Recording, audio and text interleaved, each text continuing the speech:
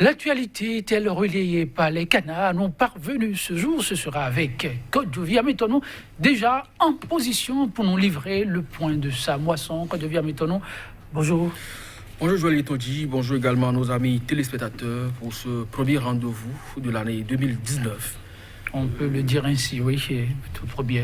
7 jours après le mois de janvier, le temps passe si vite, il s'annonce décisif pour tout le continent. Le Bénin n'y est pas en marche et pour cause les élections. Oui, Kodjouvia Métonou, la une, comment elle se présente ce matin? Très diversifiée, comme d'habitude, mais dominée par la politique.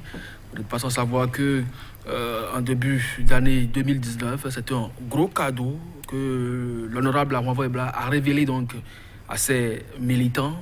Mais ce n'est pas un cadeau qu'il leur a offert, il leur a révélé cela, 400 millions de francs CFA, donc retirés des mains du candidat Patrice Talon, alors que nous étions président du COSLEPI pour le compte du parti du Renouveau démocratique. Aujourd'hui, et ça commence donc à parler de ce côté. Il y a quand même un membre influent du parti qui a demandé qu'il apporte donc les preuves de ce qu'il a avancé.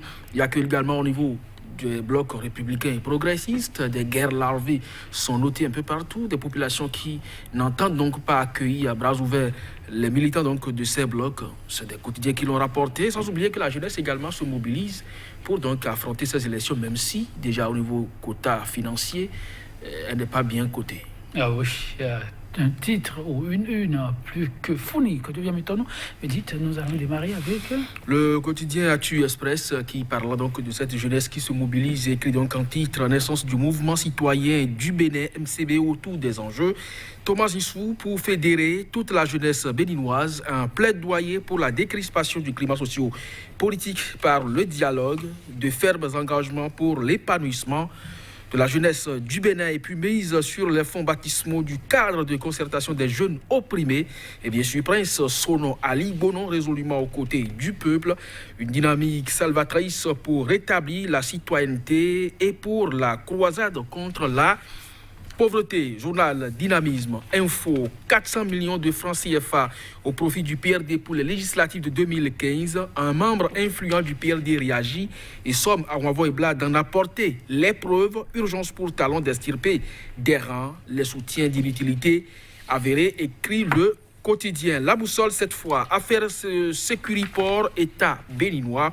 La rupture condamnée à payer 140 milliards de francs CFA comme dommage et intérêt pour gagner l'estime de tête de liste du bloc républicain dans la 8e guerre de meeting et de mobilisation entre Badamassi et Bagoudou. Là, relève info, rebondissement dans l'affaire Métoyon. Maître Lionel Agbo saisit la Cour africaine des droits de l'homme et des peuples. D'autres ennuis judiciaires pour le Bénin, constate le quotidien et puis naissance du mouvement citoyen ce week-end. Thomas Issou, une réelle participation de la jeunesse au développement social et politique. L'audace info pour violation des dispositions des tests de la décentralisation en République du Bénin. Isidore Donofou, visé par une plainte. Le pays émergent, procès ICC, service à la criette, les révélations du pasteur Michel Alokpo qui innocente Boni Yahi. Émile Tigbe nous parle toujours de disparition de 27 milliards de francs CFA sans en apporter la preuve. Mobilisation en vue des prochaines élections législatives. L'Union progressiste complètement rejetée à Houayogbe et à Bopa.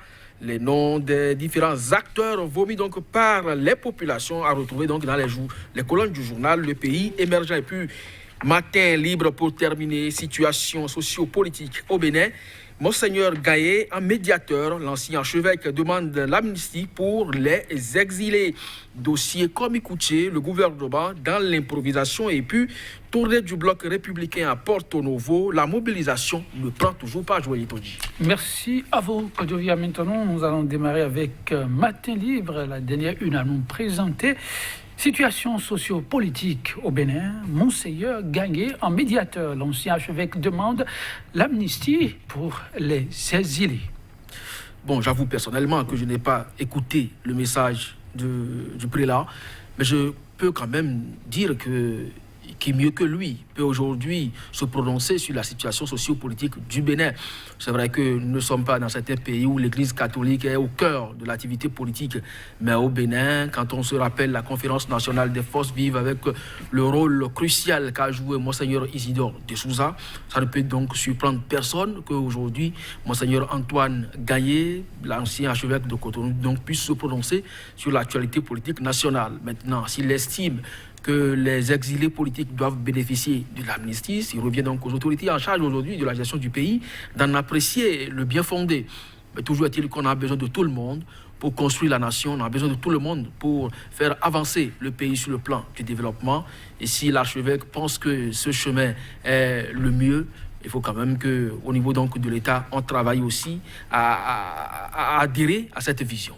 Oui, adhésion à une vision commune. Le problème se pose, mais à d'autres niveaux. On nous apprend Actu Express à sa une, mésentente au sein du COS. L'EPI, quand devient bétonnant une absence criarde de consensus, des faits préjudiciables aux élections transparentes, relève notre confrère Actu Express.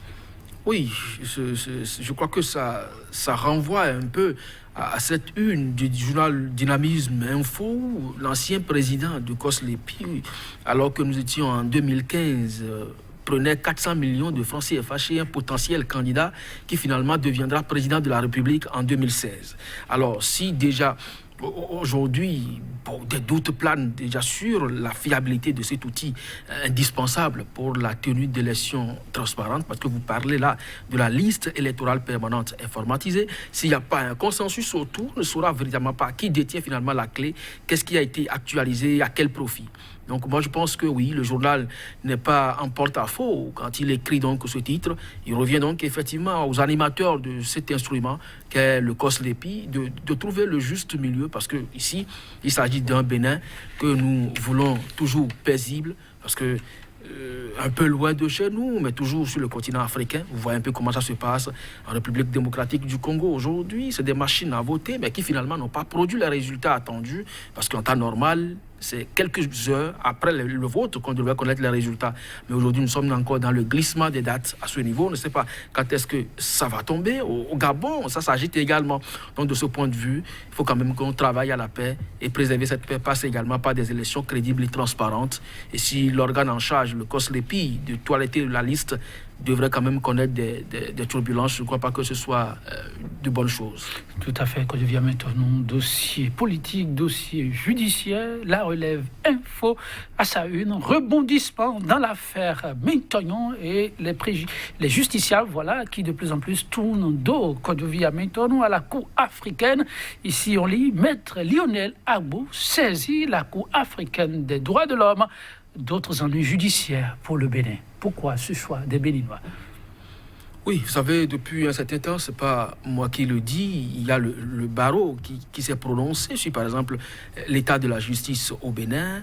Il y a également l'UNAMAB qui a donné son point de vue également. Lorsque vous êtes dans un état où les principaux acteurs de la justice estiment que l'institution aujourd'hui vassalisée, avec les cours d'exception qui sont créés contre les dispositions constitutionnelles et qui jugent, entre autres, les opposants soi-disant, je ne crois pas que vous soyez vraiment en droit de vous porter devant ces juridictions à la quête donc, de la justice à partir de cet instant, puisqu'il y a des organes, des institutions auxquelles le Bénin a librement adhéré et qui font office de justice également.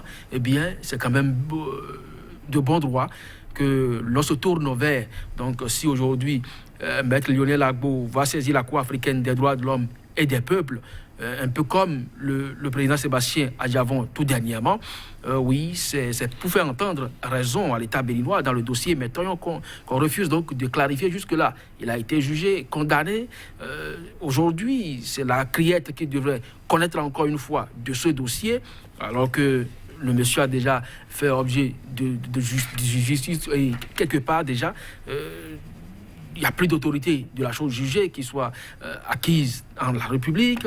Il y a une cour d'exception qui peut juger et rejuger, et sans que vous puissiez donc faire appel la Cour africaine des droits de l'homme et des peuples est une justice aujourd'hui indépendante donc aux yeux des Béninois et chacun, lorsque vous sentez brimé, vous pouvez donc la saisir pour vous faire rendre justice. Oui, justice encore, que Dieu vienne maintenant sur tout autre dossier qui aura secoué la République tout au début du mandat de Patrice Talon. La boussole revient sur cette affaire qu'on pensait classée, affaire Sécuriport, État béninois. La rupture, je lis ici, condamnée à payer 140 milliards comme dommages et intérêts. Oui, ça dérange. Malheureusement, à l'antipode donc de ce journal, je dis, ce n'est pas la rupture, mais c'est le contribuable béninois qui va payer ça. La rupture, c'est un slogan, un peu comme la refondation ou le changement. Donc, que ce soit le Bénin révélé, que ce soit le nouveau départ ou la rupture, c'est le contribuable béninois qui doit débourser les 140 milliards de francs CFA et que l'on internet appelle ou pas, ce qui est sûr, la structure qui aujourd'hui sécurité doit pouvoir être dédommagée. Et c'est quand même grave. Ce n'est qu'un début parce qu'il y a autant donc de dossiers comme ça devant les tribunaux qui concernent l'État béninois. Et c'est dommage que l'on en soit toujours à répéter les mêmes faits parce qu'avec la refondation, on a vu tout ce que le Bénin a eu comme procès et perdu. Aujourd'hui, on n'en a fait que commencer, Joël Etonji. Merci, que je viens maintenant, oui, bien regrettable. Espérons que finalement le Bénin se décide à tourner ces pages qui, ma foi, ne sont pas à maintenir comme telles. Ce sera tout pour l'instant revue du presse du jour. On se donne rendez-vous demain, sans faute. Au revoir.